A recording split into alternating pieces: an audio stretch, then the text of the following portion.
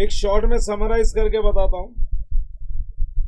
AS 18 related party disclosure में para 3 relates to related parties.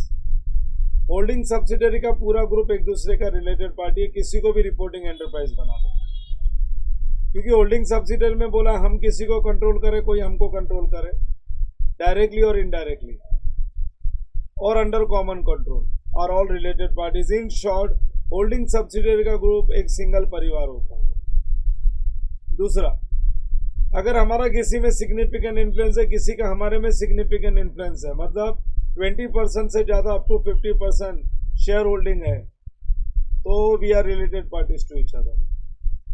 यहाँ पे इनडायरेक्टली वाला केस नहीं आता। फिर तीसरा, अगर ए लिमिटेड बी लिमिटेड ने C limited joint venture concern बनाई है, कंपनी बनाई है, तो ज्वाइंट वेंचर को दोनों कंट्रोल कर रहे हैं, तो ज्वाइंट वेंचर सी लिमिटेड बोलेगी A limited is my related party, B limited is my related party, क्योंकि वो दोनों से कंट्रोल हो रहा है। लेकिन ए लिमिटेड बोलेगा my control is on C limited only, so मेरे लिए खाली सी लिमिटेड रिलेटेड पार्टी है। बी लिमिटेड भी बोलेगा मेरा कंट्रोल भी खाली सी लिमिटेड पे है, तो C limited is my related party. Co ventures are not related parties to each other, they are not related parties to each other. फिर मैंने समझाया KMP। After that I have explained you KMP। Key management person वो person होता है जिसको कोई designation और qualification की जरूरत नहीं है, उसके पास 3 पावर्स होते हैं, प्लानिंग, डायरेक्टिंग एंड कंट्रोलिंग। ये 3 पावर्स जिसके पास है ना, प्लानिंग, डायरेक्टिंग एंड कंट्रोलिंग, बस वो की मैनेजमेंट पर्सन है। वो और उसके रिलेटिव्स, उसके close relatives are related parties to the company, they are related parties to the company. अच्छा, कोई इंडिविजुअल के पास भी अगर कंट्रोल है, सिग्निफिकेंट इन्फ्लुएंस है, तो वो भी कंपनी का रिलेटिव है।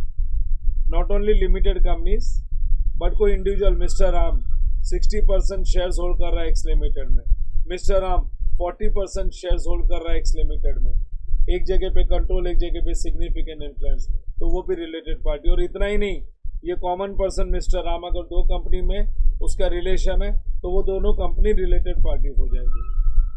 जो मैंने तुमको रिलेशंस बताए थे ना, उनमें से कोई भी रिलेशन अगर राम का 2 कंपनी के साथ है, तो दोनों कंपनी रिलेटेड पार्टीज बन जाएगी, दोनों कंपनी रिलेटेड पार्टीज बन जाएगी। तुम यहाँ पे देखो, फर्स्ट केस में उसका दोनों कंपनी में रिलेशन KMP का है, दूसरे में एक जगह पे कंट्रोल, एक जगह पे एसोसिएट है, तीसरे में एक जगह पे KMP, एक जगह पे कंट्रोल है।